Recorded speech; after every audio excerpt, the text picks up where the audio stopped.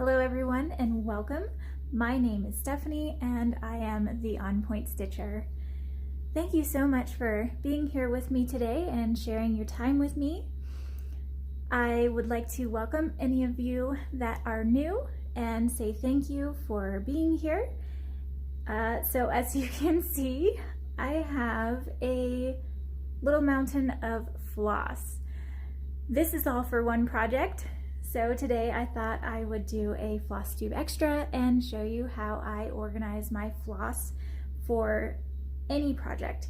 It doesn't matter how big or small a project is, I put together my projects all the same way. My mom taught me this technique when I was first learning how to cross stitch, so I was pretty young. I learned when I was 8 from my grandmother, and my mom gave me a lot more pointers and tips and all that good stuff when I was 9 to 12 years old, and she had a box of DMC all organized and perfect, and she didn't want me to make a mess of it, so she got me in the habit of organizing in a specific way, and it still works for me today, so it is something that I still do. So the first thing that we are going to do is we are going to organize our floss into numbers. So I am going to fast forward you through this process, but I'm sure that you would enjoy seeing all the flosses laid out, so let's jump in.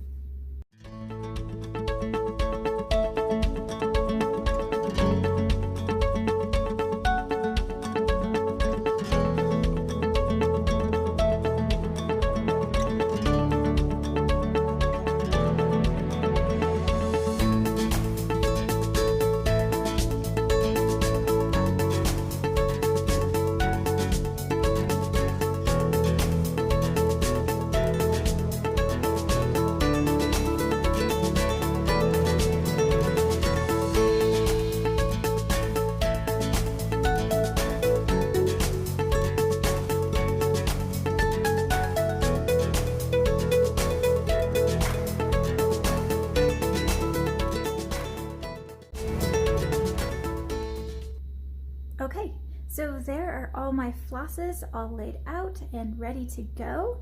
So now I'm going to push them out of the way and show you how I store my floss and what I use. And I'm also going to give you some options of things that you can use if these things aren't found in your area.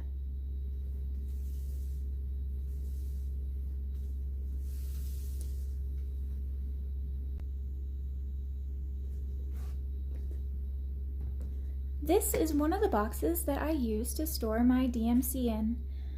It is from the dollar store, and when I saw it, I knew immediately, width-wise, that it was going to be perfect for what I needed it for.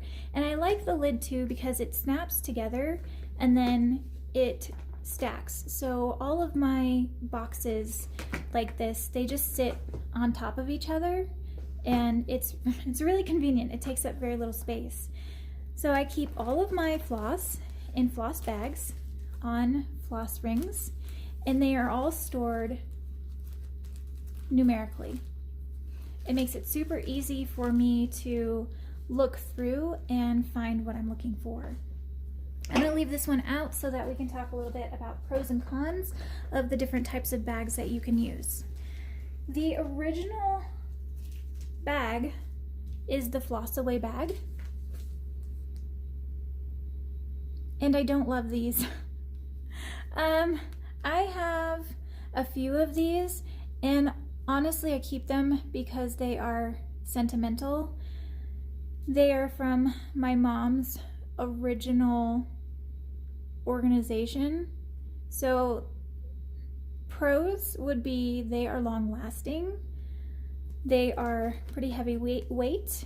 Cons are where they put the hole and that there's only one hole. And so you can't use 2 rings, you can only use one, and it flops around. Oops, sorry. So if you're picking up your ring really quickly, it does this, or if you just pick it up this way, it all just kind of flops around. And so if I have two on here, one might go this way, one might go the other way, and to me it's really annoying.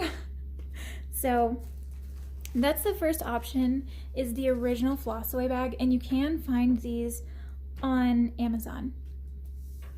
Another option is just a sandwich bag.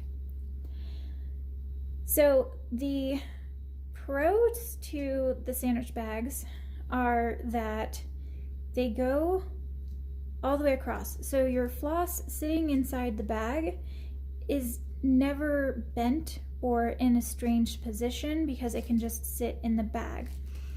The cons to using a sandwich bag is that there's nowhere to write. So I find it easiest to use little labels and a Sharpie, and I will write the number on the label and transfer it onto the bag. Now, the cons of using a sandwich bag. This one I didn't use a label, so you can see how hard that is to see the number on there, and I have that one folded for some reason. So the cons are there's no holes in the bag, so you either have to punch holes with your rings, which is not hard. You would just, you know, hold it in your finger. And this one, that's what I did with this one. You hold it in your finger and you would just punch through with a hole, or you can use I said that funny, didn't I? Oh well, you know what I mean. Or you can use a hole punch.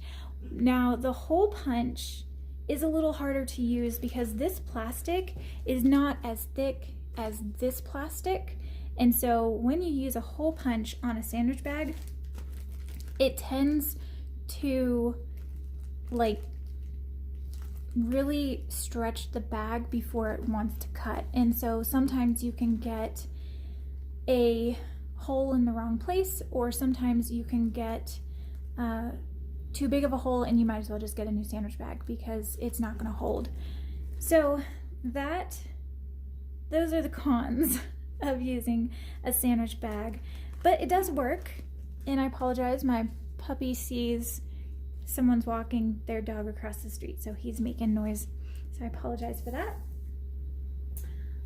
You can find floss organizer bags at Joann Fabrics, and you can get it in two different ways. You can get it where it comes with 36 sleeves, or I think you can get it where it comes with less and it comes with the rings as well. So that is a good option. Or you can also go to Hobby Lobby, and Hobby Lobby has them as well, and they are the same price. These ones are the 36 pack, and this one is the 24 pack, and it comes with the rings. So you have the same options at Hobby Lobby that you do at Joann Fabric. Now I'm going to show you the difference between the two. Sorry for the crinkly noises. There are some differences between these two that I do want to show you though. They're not huge, but they are enough. Now when you're looking at your bags, you can tell which side is the right side by just kind of doing that. Or if you just feel it, this side feels not as smooth. All right, so this is the Joann Fabric, and this is the Hobby Lobby brand. So what I like about the Joann Fabric bag is that this space is a little bigger, so you can write your numbers a little bit bigger if you would like. And it's a little bit fatter this way, so you can fit just a little bit more in there if you want. What I like about the Hobby Lobby bags is quite a bit more than I like about the Joann Fabrics bags. So I like that the holes are down lower, because then you don't have as much space being used on your rings. However, there's quite a bit of difference here. So what I like about the Hobby Lobby bags is that there is more space here that you can pinch together and open the bag. You can get your fingers in there a little bit better to open this bag. That is one of the biggest highlights that I prefer about the Hobby Lobby bag, whereas the Joann fabric bag, although it has more ridges on the inside, because there's not as much plastic here, it's actually a little bit harder to open these bags, and they're just a little bit harder to use, and I feel like trying to get my fingers in there is harder. And I think people that may have like issues with their hands and fingers, you might have more trouble with these than you would with these ones. But as you can see, they are the same width. The Joann fabric bag is just a little wider there. Okay, so there's that. And then I do have one other option, is something that I will be using today to store the rest of mine in, that I won't be using, is going to be, this is a craft bag. It's also found from Hobby Lobby, and I believe it's a 4x6 bag. So it will fit your floss in there pretty nicely, and you can use these as you would a sandwich bag. I would suggest putting your holes at the bottom, because if you put your holes at the top, it's going to be hard to open and hard to get to. The nice thing about these bags is that they are inexpensive, and you can also find these at Joann Fabrics and Michaels, so you can get these for quite a bit cheaper than you can get the Floss, the ready-to-go Floss organizer bags. So that's an option. And like I said, I will be putting my leftovers into these today. I usually will put all of my colors into one bag, but some of these I have multiple skeins, and so I think that'll just be a little too fat, so we're gonna skip that. All right, so now for the fun part. This is very quick, very easy, and I'm going to probably put you on a fast forward again so that you can see how I organize and put these on the rings and am ready for a project. So let's do it.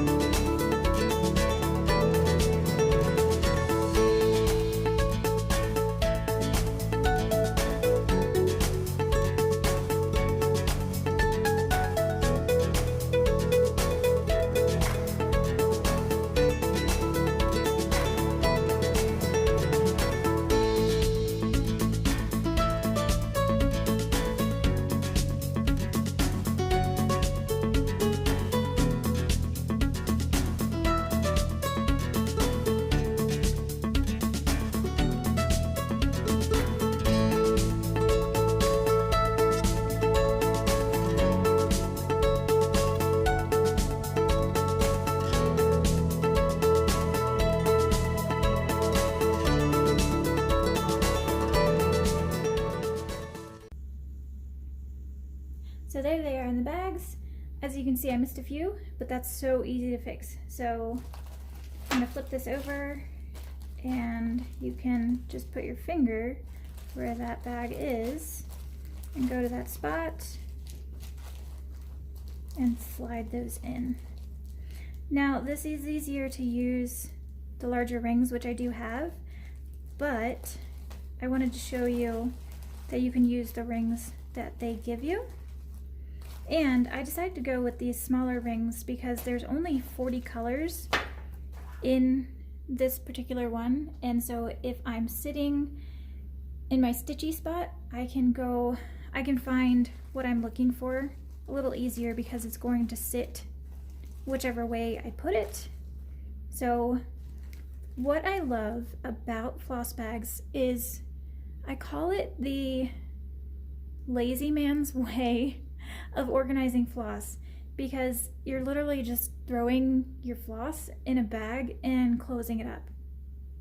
So when I'm looking for a color, I can just very quickly go to my color, and if I'm looking for a color that is in the very, very front, I can just flip it over. If I'm looking for a color right behind it or somewhere around that lines, you can very, very quickly find what you want and get what you need. So again, I'm going to use this one as a demonstration. So if I'm looking for, I don't know, let's say 960 something. So I'm at 928, I'm just gonna flip to around the 960s. And if I'm using this color, I simply open the bag.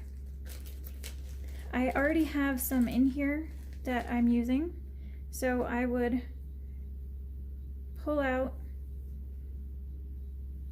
however much I need, and I have 2 lengths here actually, and that's great because I can keep 2 lengths. So I have a shorter length and I have a longer length, so I can grab what I want.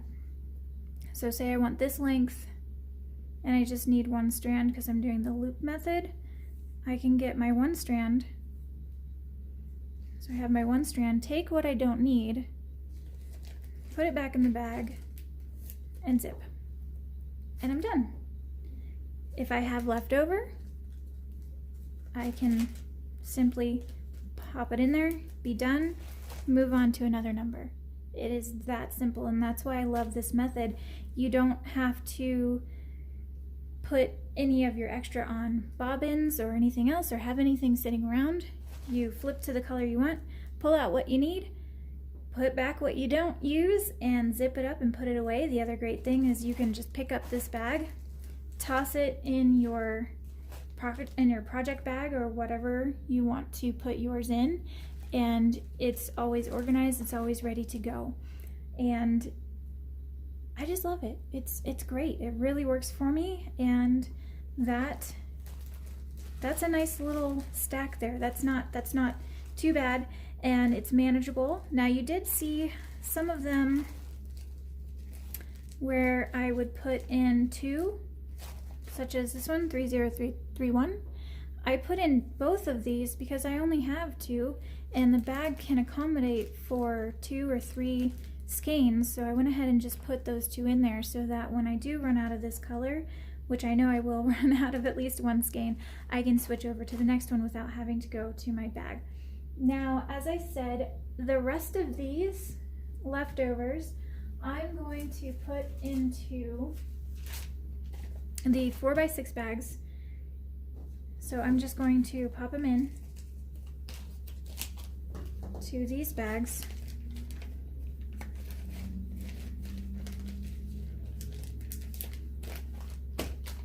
Let the air out. Okay, so I'm going to pop them in there, and then I have a larger bag that has the project name on it, and I will simply, I may put the number on here so that it's a little easier for me to find, pop it in there, and then I will have an easy way to keep my floss stored and safe and put away and all together, and I won't lose it, and it will be there for me. So that is it for this video. I hope you learned something today, or at least got to see how my crazy mind works.